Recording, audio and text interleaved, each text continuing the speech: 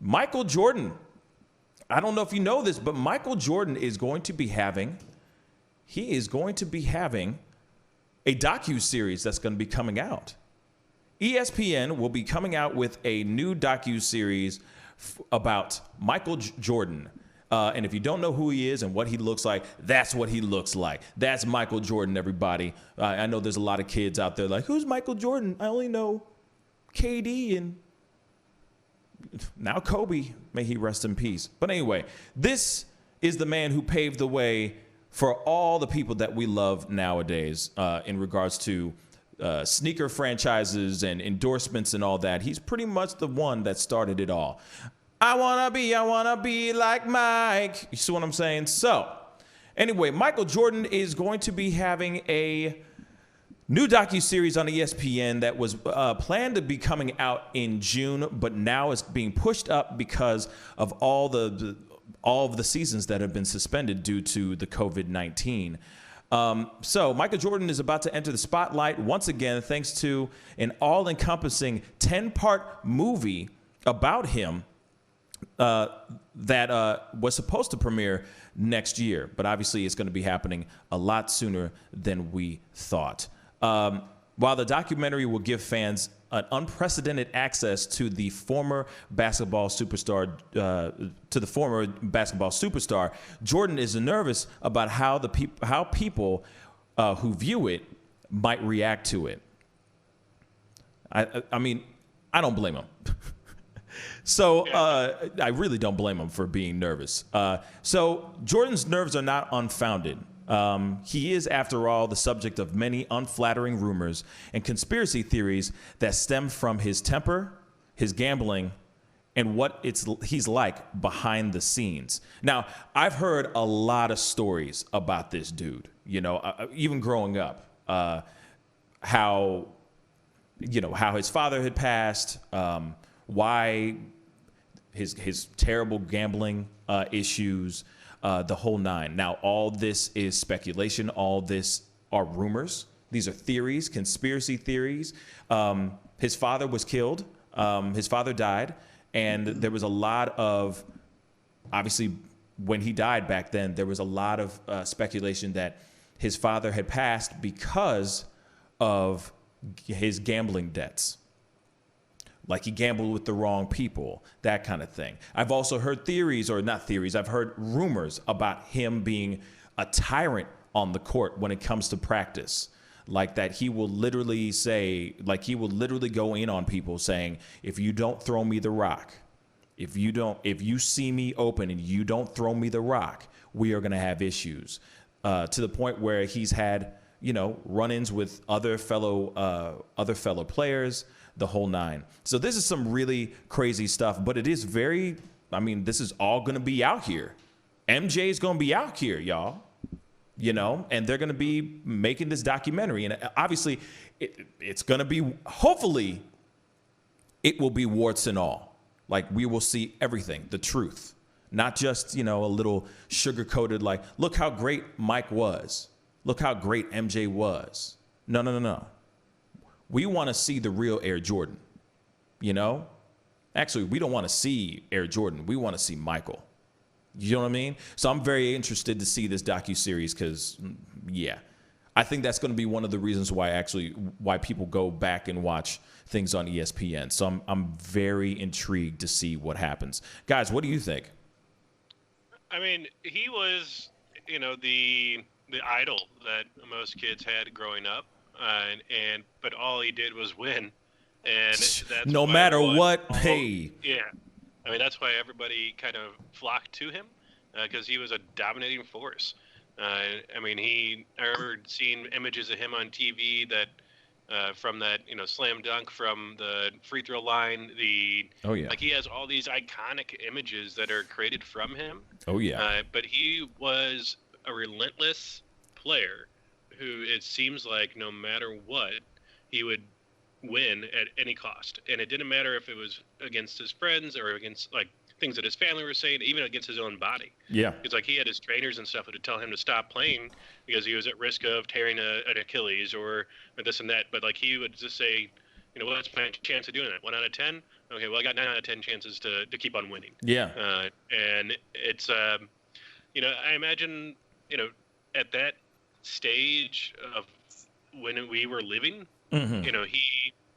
He had such a following. And can you imagine if the internet was going and huge right now, like it is? Have mercy. Like, yeah, I mean, but back then he was a big star. Yeah. And he had a lot of money. So he had a lot went of to all money. the parties. He was at all the biggest events. He's an A-lister. Yeah, I mean, when you're at the top of the level, you get things taken down, Absolutely.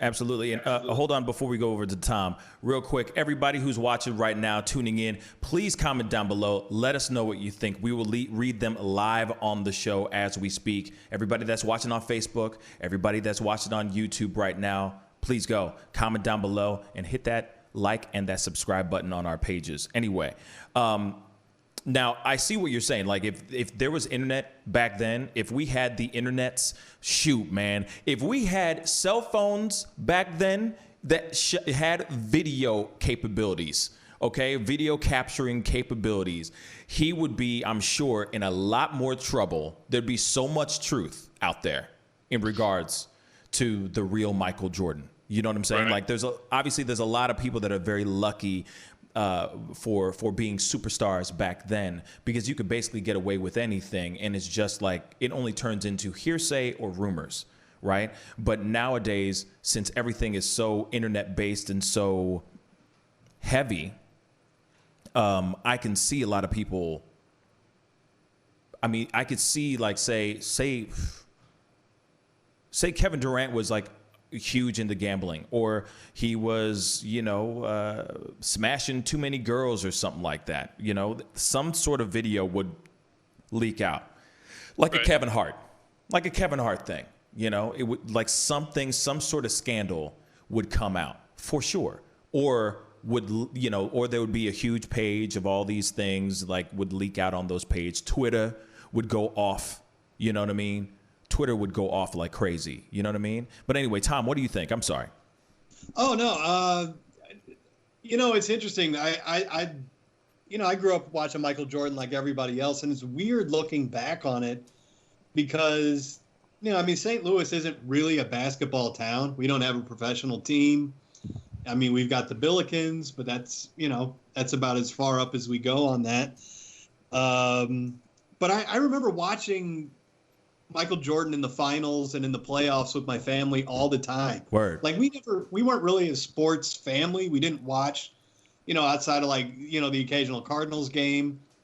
We didn't really watch much, but that was appointment viewing whenever Michael Jordan was in the playoffs or in the finals. It was just, even as a non-basketball family, we watched that all the time. Right. Yeah. Jack, what were you going to say? Yeah, I said it's like, are the Bulls playing tonight? Like, it was the absolutely. It wasn't, and that's what everybody waited for, and they wanted to see what he was going to do. Yeah. Like, everyone was waiting for the next great thing that he would do, and then, like, it was like every game, he did something, and everyone's like, oh my God! And then that was the next talk of the town for the next day. Yeah. What I loved about it, first, real quick, Deidre, how you doing? Good morning, Deidre. James, what's up, man? Keep the comments rolling down below. Of course, I'll say good morning and hello to everybody. But James said MJ always seemed clean enough. Extremely competitive, I've heard. And he said dad and gambling, like I said too. And yeah, Deidre said, it's natural to be competitive. He was greatness. And so I'll say this, like, you want to win. That's the whole purpose of you being in the sport and being one of the greatest ever in the sport, because you win. The losingest point guard ever or forward ever, you're not talking about that dude. The losingest boxer, you might talk about him because he's never won a fight. You know what I mean? That kind of thing. He's infamous for that. But other than that, you're not talking about how he was the greatest and how he dedicated his entire life to the sport, to the art, And watching Jordan play was like watching art. He was inspirational. He changed the game. He changed sports to begin with during his time. He's the one who's the foundation for all and paved the way for all these superstars now.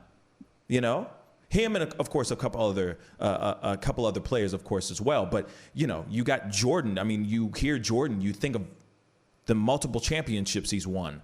Chicago Bulls. He put Chicago Bulls on the map at that time. You know, and yeah, I wasn't really big into watching sports as a kid, but definitely when it came to basketball, I was watching because I wanted to see him. It was amazing.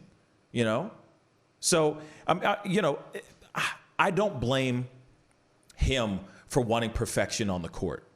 So if he does come off like a jerk, if he comes off like an ass, I ain't mad at him because he wanted greatness. Now, if it gets to a certain extent where he's like really aggressive, like violent, because I've heard he can be very violent too. Like he will literally go and punch somebody in the face if during practice. These are rumors, of course, but that he would go and punch the person in the face if they miss a shot during practice or something like that. And I know that he said that he's been saying, hey, I'm just trying to thicken some of these guys' skin because we're about to go into the championship, into the finals, and we need to be ready. We need to be ready for this stuff, you know? So I don't blame him for wanting to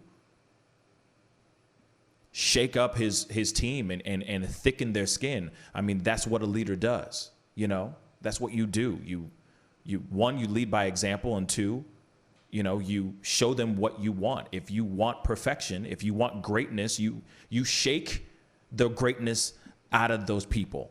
You know what I mean? Yeah. But anyway, definitely comment down below and let us know what you think about that for sure. Pascal, you are now rocking with that dude Pascal. We be going wild.